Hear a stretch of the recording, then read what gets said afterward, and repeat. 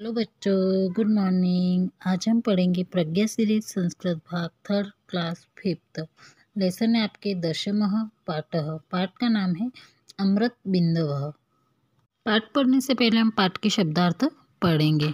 शांति तुल्यम अर्थात शांति के समान, परम बढ़कर, तृष्णाया तृष्णा से, व्याधि रोग, पतिव्रतम पतिव्रत धर्म, परोक्षे पीठ पीछे, कार्यांतरम काम बिगाड़ने वाले, पर प्रत्यक्षे सामने, प्रियवदनम प्रिय बोलने वाले, तादृशम उस प्रकार के, वर्जेत छोड़ देने चाहिए, विषकुंभम विष भरे घड़े के समान, पयोमुखम ऊपर दूध भरे, राजपत्नी राजा की पत्नी, पत्नी माता पत्नी की माता सास, स्वमाता अपनी माता, एता ये स्वता कही गई है।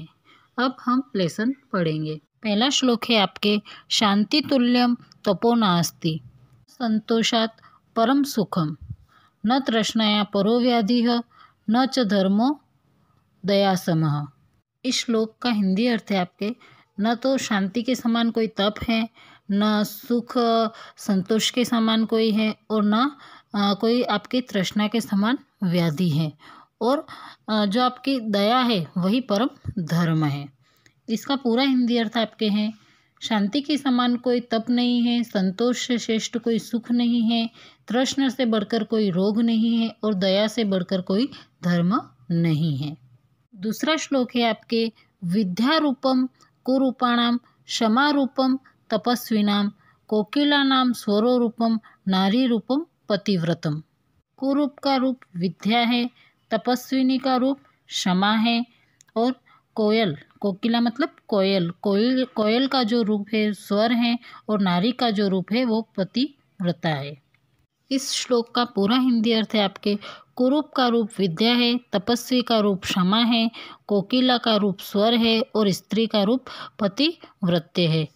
अर्थात संसार में व्यक्ति का सम्मान उसके गुण से होता है, बाहरी रूप और सजावट से नहीं। जो व्यक्ति का सम्मान होता है वो उसके गुणों से होता है, न कि उसके दिखावटी या बनावटी से होता है। आगे है आपके तीसरा श्लोक, वाणी रसवती यस्य यस्य श्रमवती क्रिया, लक्ष्मी दानवती यस्य सफलम तस्य जीवितम।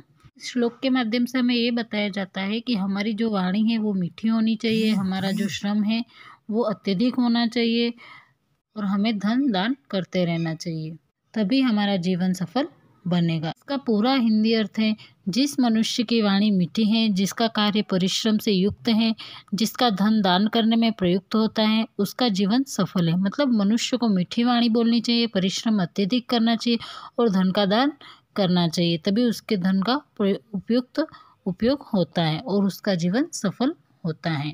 मतलब ये तीनों श्लोक अभी तक हमने जो पढ़े हैं, इनसे हमें शिक्षा मिलती है कि हमें हमारे धन का प्रयोग कैसे करना चाहिए, हमें हमारे रूप का स्वाभिमान नहीं करना चाहिए, हमें लोगों को क्षमा करना चाहिए। यही सारी चीज़ें हम इस श्लोक के माध्यम से सीखते हैं। आगे के बचे हुए 3 श्लोक हम नेक्स्ट डे पढ़ेंगे।